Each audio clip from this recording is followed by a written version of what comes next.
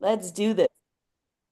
Okay, with winning screenwriter Nicole Sell, Echoes from the Veil is the film. It's from the horror festival. It's kind of a family horror film. With that, is that a great way to describe it? It's actually the perfect way to describe it. I like when it comes to horror films, I like to put it's more than just in my way I like to do it is more than just your regular bump in the night kind of deal. Um, Very family. Most of my horror films have like a family aspect to it. So in this particular film, paranormal, there's a death in the family. The mom dies, the kind of matriarch of the family. Everybody's kind of grieving with it. Four children, dad and four children. So then the teenage daughter is wants it's a séance, I guess, right? And then kind of speaking to the dead, which is a very common thing when happens when people pass away. And then, of course, shenanigans take place. Exact, yeah. Because because like everybody grieves in a different way, Yep. and I have heard of people getting into like paranormal, but wanting to contact the other side. So decided to play with that a little bit, and so that's how that came about. Just like, you want to you want to talk to that person you love who died so unexpectedly and in Echoes from the Veil so tragically. She just wanted to have one more conversation with her mom. I mean, because Yep. I Which is mean, understood. Have you ever tried to do like a medium or like to try to do like a séance or try to talk to the other side? me personally, no, but have been paranormal side wise, I've had experiences when it comes to loved ones that have passed away, have shown their presence to me in some shape or form that they Oh, are so they came to you, you didn't go to them. I didn't go to them. They've come to me and showed me that they're still around. You believe in that kind of concept then? Absolutely, I do. I mean, one perfect example, because I mean, I have can't pictures can't can't lie, is I was in a very bad car accident about 10 years ago, and my grandfather had passed away about 15 years ago. And one thing about him was he was missing the index finger on his left hand. And in the picture, because I was somehow not, it was a bad crash, and I somehow was not injured, like badly injured. I should have been, but there was a bruise on my chest, but you can see all fingers in the thumb except for the missing index finger Yeah. up the, like somebody pushed you up against to protect you when when I was in my crash.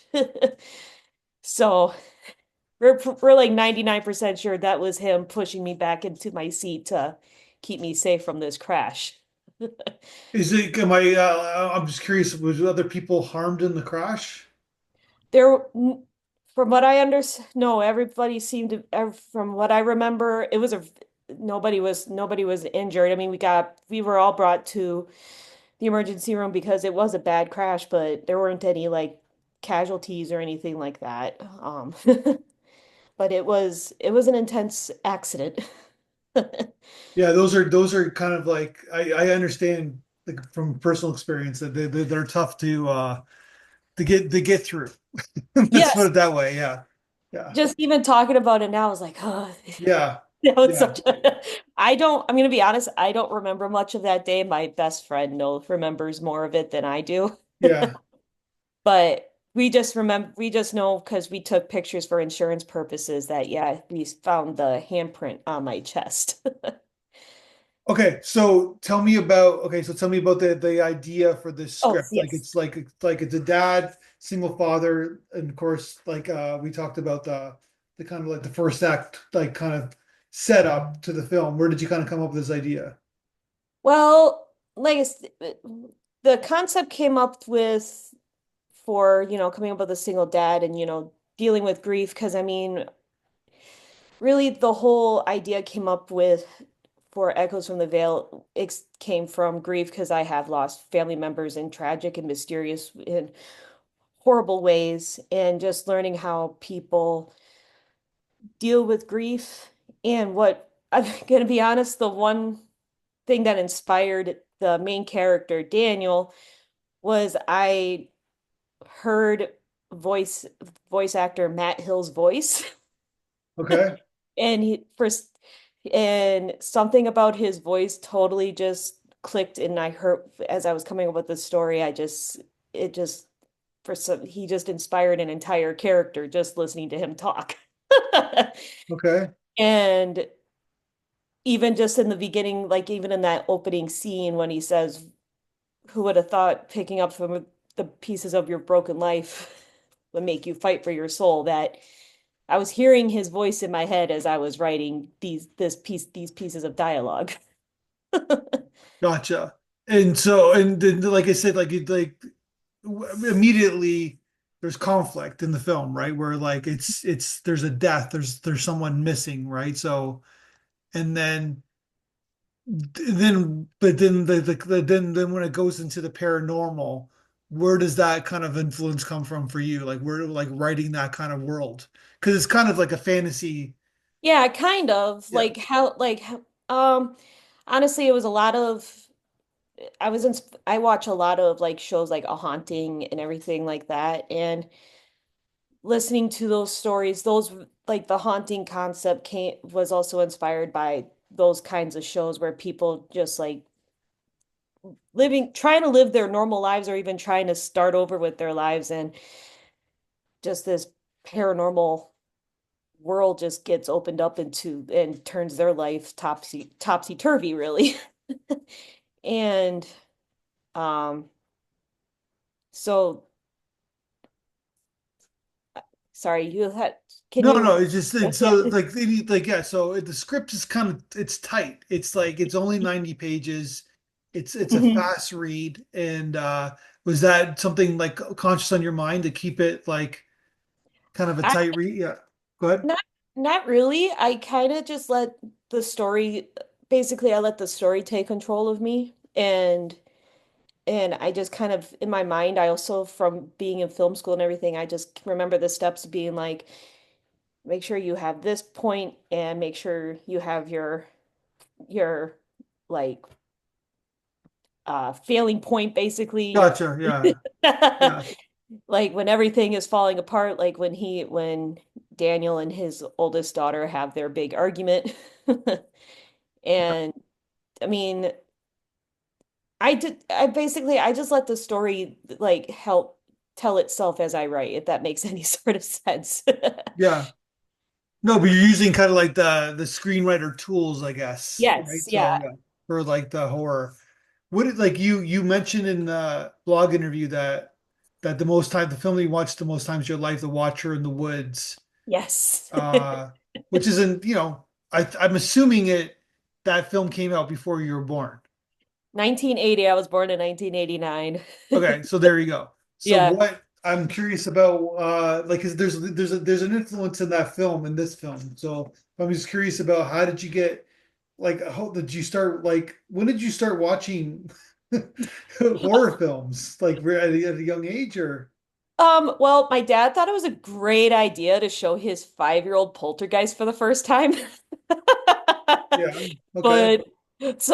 But but actually I didn't start getting serious about horror films until I was in middle school because my seventh grade English teacher showed Watcher in the Woods. She was using it as a mystery concept of her lessons, but it had a lot more horror concepts than mystery concepts, in my opinion. I mean, you Yeah. got girls trapped in mirrors and something following people in the woods, and and what really inspired my work and what I like to do, especially in writing and, working on directing and all that, and even camera work, I like using the camera like an actor, just like they did in Watcher in the Woods, where you never saw the watcher, you moved when they go in the woods, the camera is following them like the watcher. Yeah. And that really and of course Jaws when Spielberg did that with the shark. Yeah. And as I've gotten Point of older, view, like it's a point of view shot, right? So yeah. yes, the POV. I love POV Yeah. shots of the villain basically because I feel like that gives it such a creepier the creepier grasp to the character because Yeah. you they see you but you can't see it, especially when it comes to the paranormal where people are like, even with Daniel, he's a skeptic. He's like, well, I don't see it. And they're like, but we are seeing it. Yeah, And just playing with that aspect with that, some people are like, I don't see this, but everybody's like, but I am. And that's how it causes even more conflict between the characters. yeah, the angst, I guess, right? Like Yeah. that. It's classic. Like I don't know if you like the classic Twilight Zone, where like I don't know if you remember if you ever watched the Twilight Zone with oh my God, with William Shatner, like where this is like going. It's like it started that trend. It was like that he thinks there's an alien on the plane, but then nobody else thinks there is, but he sees it, but nobody. Anytime you turn around, like what I'm trying to say is that you've seen this kind of like plot in a film before, where like one person is in real is in sees the reality, the other person thinks the other person's crazy, right? Yeah. And it's up to Yeah. the audience to figure out who's crazy. Is the person really seeing that? Like it's sort of like what's really happening here, right? Exactly. Yeah. Yeah, It was, yeah, it's literally that is where people's like even I have I'm obviously I'm a believer in the paranormal. I have family members who are extreme skeptics. They're like, oh, that's just all make believe and yeah, all in sure. your Yeah, head. I have never seen it, and at the same time, I'm like, but I have proof. yeah. Well, yeah, there's like the skeptic in me is would say, well, like it's sort of like we're just animals like the rest of the species. So meaning that does our paranoid like you have dogs and cats, like does the when a dog dies, does the dog go Does into it? like or is it just humans, right? Like it's almost like human narcissism in a sense. Yeah. That's my counter to that. You know what? I've never actually had that put that way before. And Yeah, that's kind of an interesting concept of I never had it word that way before. Huh. yeah, Yeah, I mean, there's and that's I think that's then the fun of writing Echoes from the Veil is yeah, playing with the skeptic and the believer and yeah. The like Mulder and Scully of the the mold. Yes. yeah. The Mulder and Scully, Yeah. which always Well, cracks you me up. need that, right? So, Well, yeah, exactly, because it adds to the mystery. I mean, where's the fun if everybody is like, oh yeah, this is all happening. I mean, yeah. where's the fun if everybody is all on the same page through the whole film? Well, it's because it's like from the beginning of mankind, because we've our brains evolved, so we wonder what this is all about, and so we wonder. Then that's when like the afterlife comes in, and it's like this is what this is all about, and then of course like that's what leads to these films because we're always everybody quite wonders what's going to happen, right? So Yeah, when we exactly. die, Yeah, yeah, yeah. but that is the mystery, isn't Yeah. it? What happens after death? Because I guess I'm assuming we're supposed to we're all going to die, right? So Everybody dies someday. yeah, Now that the question is what that's always been the major question, even from the beginning of time, is what happens after death? Is there life after death? Or are we just decaying vessels in the ground? yeah. And then And that's what leads to like great films like this, where like our great scripts like this right now. I'm assuming you have a good poster and everything. You said we were talking before that you have an Instagram page. I'm assuming you want to make this into a movie. oh yeah, definitely. And I actually, like I mentioned before, I Daniel was inspired by voice actor Matt Hill. I actually just met him last week, and I pitched the idea of him doing this film. Yeah. So, and it's a conversation. Tell me, okay, where did you meet him? Midwest Toy and Comic Fest in Springfield, Illinois. Okay. All right. It's a So pretty, sorry. no, where is that you live nearby? Do you live near there? I drove 5 hours.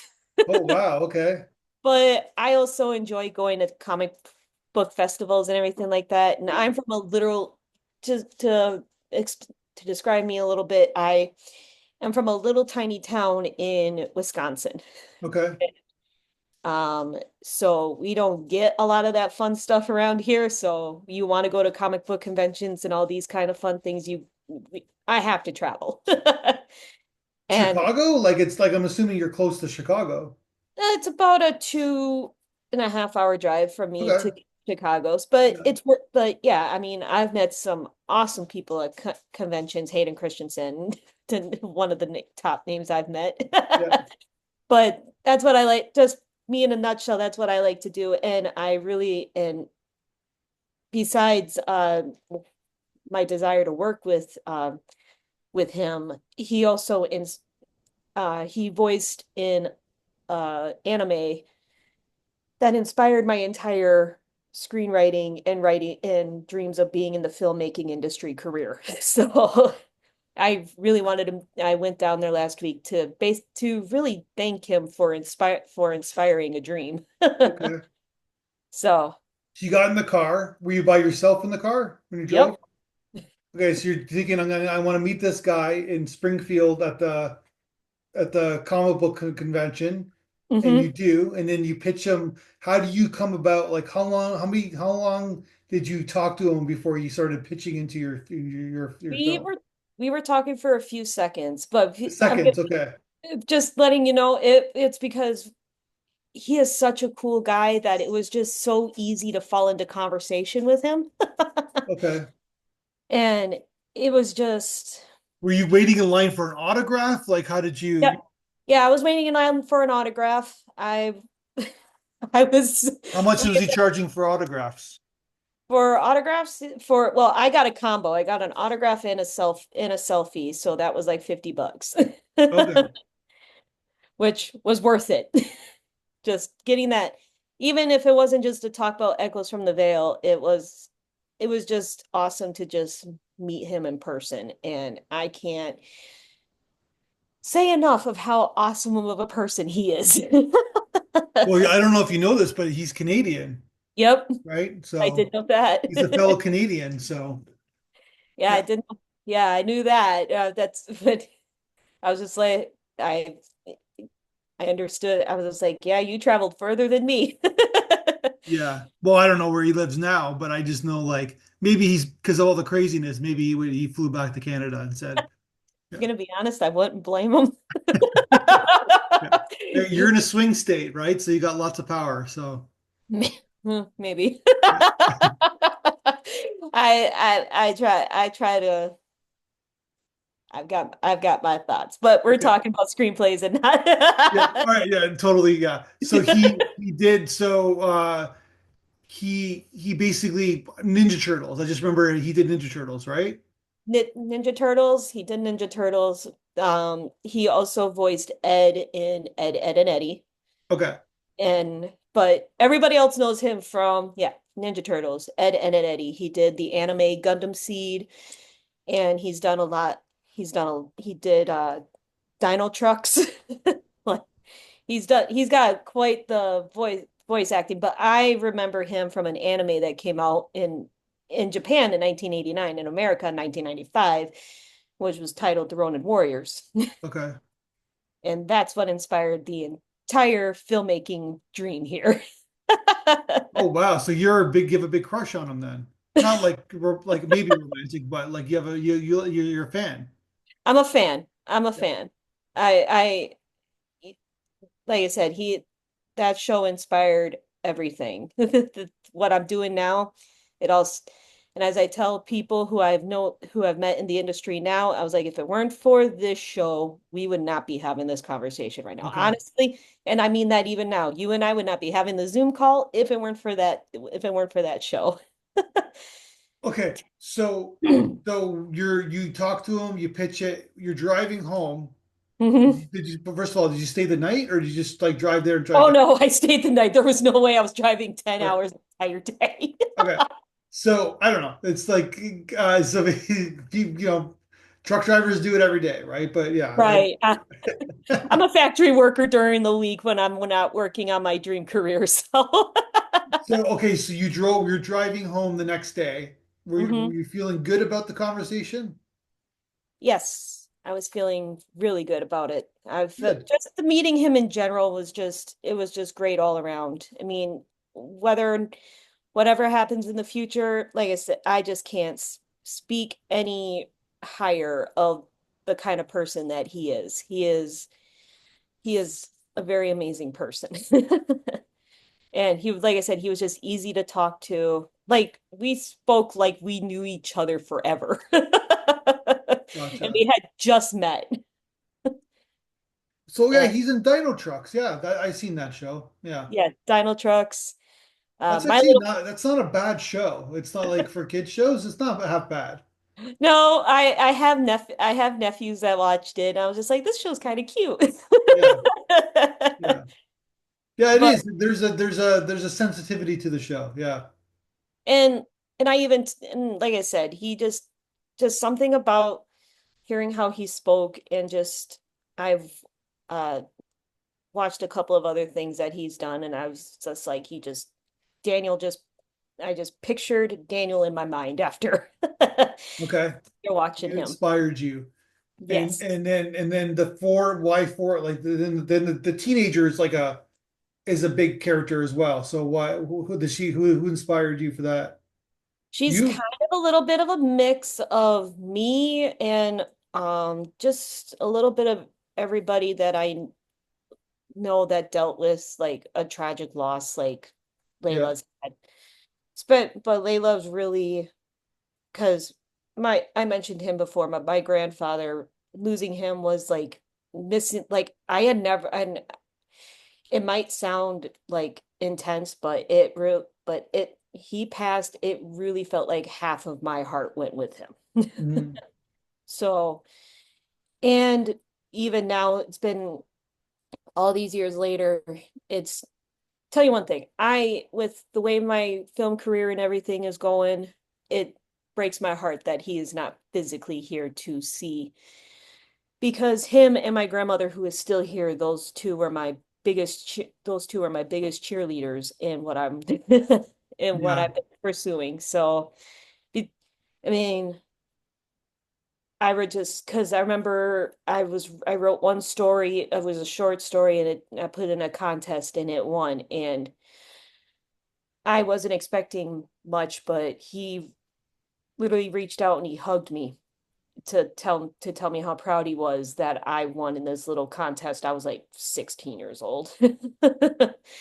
And that sticks and it that sticks with you. Yeah, of course. And then when you lose somebody that's that important and he like I said he still is important. And with my career working on my career and everything, I strive not only to achieve my dreams and everything that I wanted to do, but I strive to continue to make him proud. I'm sure, yeah. I'm sure he is proud. And because I remember it was not long after it was definitely not long after he passed because it was his memorial service. My grandmother looked at me and she said, "You know, your grandfather did whatever he wanted to do and didn't let people tell him that he couldn't do it." Yeah. And that's the frame of mind that I like to stick with, that never let he never let anybody tell him he couldn't do something and he still did it. I mean, I can go for talk forever about how awesome that man Yeah. was. Because I mean, he was a military veteran. He played guitar, banjo, ukulele, keyboards. And he did it and he taught himself how to do all of that. And it's that kind of dedication that he taught his grandchildren to do. Mhm. And even now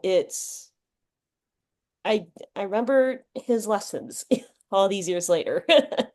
Because it's not like he wasn't much of a he when came to conversations, he was more of actions speak louder than words kind of a person. But Yeah. he's so when it comes to Layla in Echoes from the Veil, she is definitely how I was after he passed. Just this very felt like very broken. Yeah. You Gotcha. just felt very broken, very empty. You like Yeah. half of your, like I said, half your heart's missing. Yeah. And you're looking, you need somebody like a a family therapist or somebody like to communicate, and there's that lack of communication. It's tough in the family dynamic because when to get deep on your script is that when everybody's going through mourning, it's Hmm. hard for people to take care of each other because everybody's dealing with their own shit, right? Pardon my French, but it's You're like, right. So then it's sort of like, and then that's what this character, especially when you're a teenager, where like, your body, everything's changing in your life, and it's like then now you have to deal with this, right? And yeah. and then so she's searching for something. But thematically, what do you think your script's about? Like, is there like something you're trying to say in the script? One thing is that one is love perseveres because even in their hardest time, like at the very end, I mean, what won out in the end? Yeah. It it because love perseveres. Um, grief is grief is gonna be constant. You're not you're I People try to say, grieving goes away. I'm like, I mean, it does. When it's somebody that special, there's always just gonna be a part where some days you just grief will come over all over again. It could Yeah. be later. And I mean, it's talking about in this script, it's more like coming to also family coming together to, you know, come together and really be there for each other instead of trying to find answers to questions that you're never gonna get. I mean, Mm, can continue we can continue with the whys and the hows, but then you're not gonna, like, even it shows in the script. I mean, you ask the whys and the hows and you quit living. yeah. But also if you try to ignore the problem and try to pretend everything's okay, that doesn't help it either, because then it looks like you don't care. Exactly. Well, congratulations on the script. Thank you. I wish you the ultimate best of success with it, and it seems like it's a real passion project for you. And as we're doing this podcast, according to Film Freeway, I think you got a birthday coming up, Yes, I right? do. Yes, I do. So happy birthday, Thank you. and yeah, and just keep writing. You got something special going happening. Yeah, thank you very much. And thank you for letting me come on here and talk. And I know I tend to babble and go on, but it's I'm a very passionate person when it comes to, like I said, meeting people, Yeah, writing and telling the story. I'm just I'm a very I perceive myself as a very passionate person. yeah, you are 100%. Well, I wish you the best of success, and let's talk again when you write your next script. Sounds like a plan. Thank you. All All right. right, bye-bye.